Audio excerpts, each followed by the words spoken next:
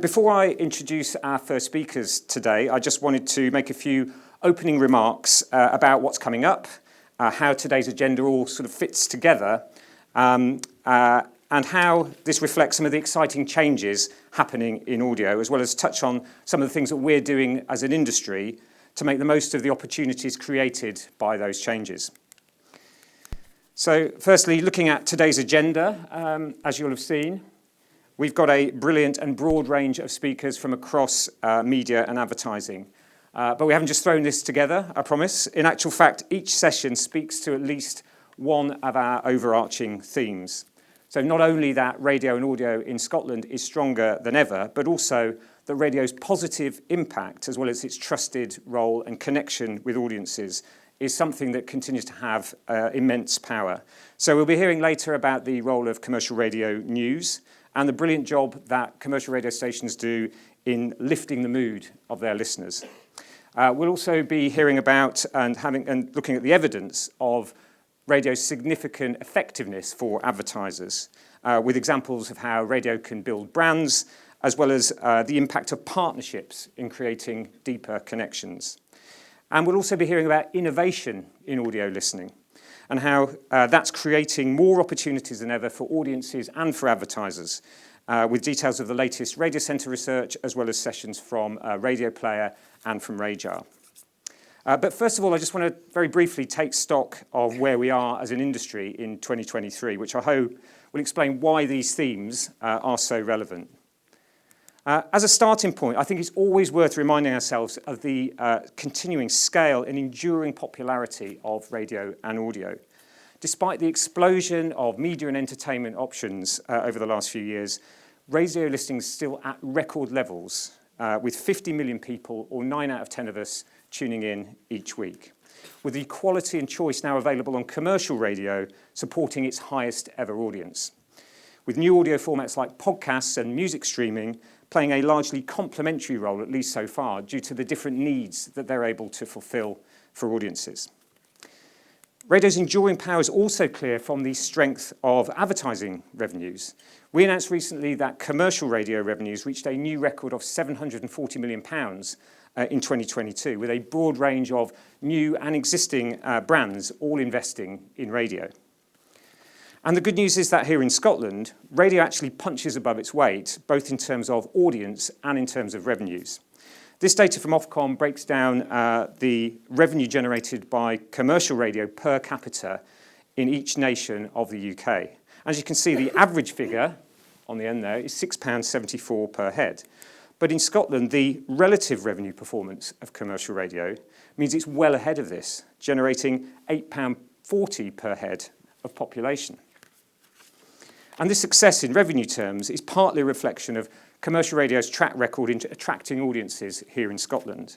These are just the most recent Radar figures for listening share across the whole of the UK. And as you can see, overall, it shows that commercial radio is doing pretty well, now accounting for a 50% share of all radio listening, compared to 47% from the BBC. But of course, in Scotland, beating the BBC is actually old news, with commercial radio here winning the battle with the BBC over many years, now up to a, if you can see that, 57% share compared to 41% from the BBC. And this strong performance of commercial radio in Scotland is obviously down to a whole range of different factors, but the fantastic choice and quality now available from commercial radio has clearly played an important role, and has been instrumental in delivering that power and positive impact that I mentioned earlier, with investment in national brands that retain local news and focus, as well as independent services rooted in their community, and new entrants like Nation Radio Scotland and Pure Radio that we're going to be hearing from later, reaching a combined total of 3.3 million people, or 71% of the population. So we know that radio in Scotland is built on these really strong foundations, which is great news for advertisers who can benefit from radio's power, scale, and its positive engagement with audiences to help drive effectiveness. And it's also where Radiocentre can play a role. Our advertising team produces more publicly available effectiveness evidence than any other medium, with a whole host of insight, research, and planning tools that demonstrate the power and performance of radio. Most recently, we pulled together a broad range of some of the best evidence available on radio's effectiveness and presented this in the context of the current cost of living crisis. This report, called Radio and Advertiser's Friend in a Cost of Living Crisis, draws on a range of sources to explore how radio can help clients navigate through tough economic times and actually come out even stronger. For example, it includes a reminder of this powerful research from Ubiquity, Re-evaluating Media for Recovery. As part of this, Ubiquity asked senior decision makers, both client and agency side, to rank the most and least important attributes for delivering a campaign to grow a brand in a recession. And you can see here the top 5 ranking attributes are brand salience, so getting your brand noticed, targeting the right people in the right place at the right time, triggering a positive emotional response, increasing campaign return on investment, and maximising campaign reach.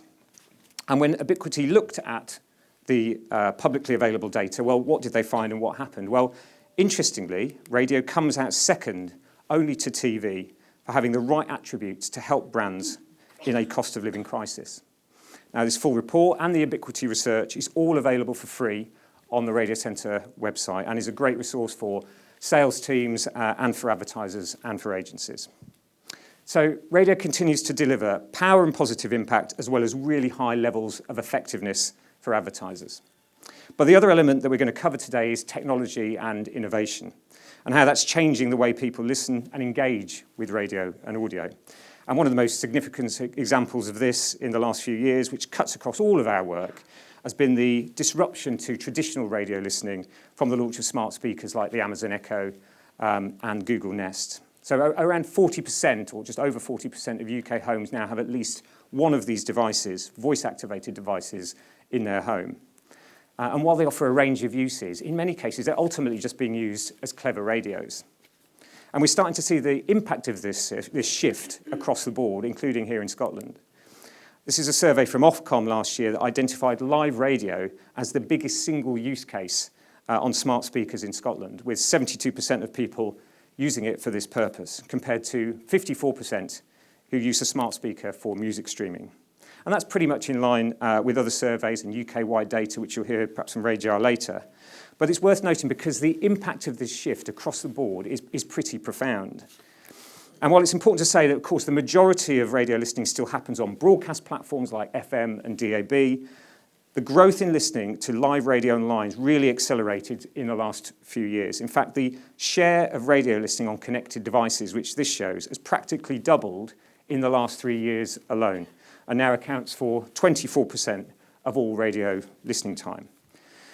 And as part of this, radio listening on smart speakers, which we've separated out here, is becoming especially important. We only started measuring this separately at the beginning of last year, but as you can see from that quarterly data, it already accounts for the majority of listening time on connected devices. So it's clearly a big driver of this shift in listening that we're seeing.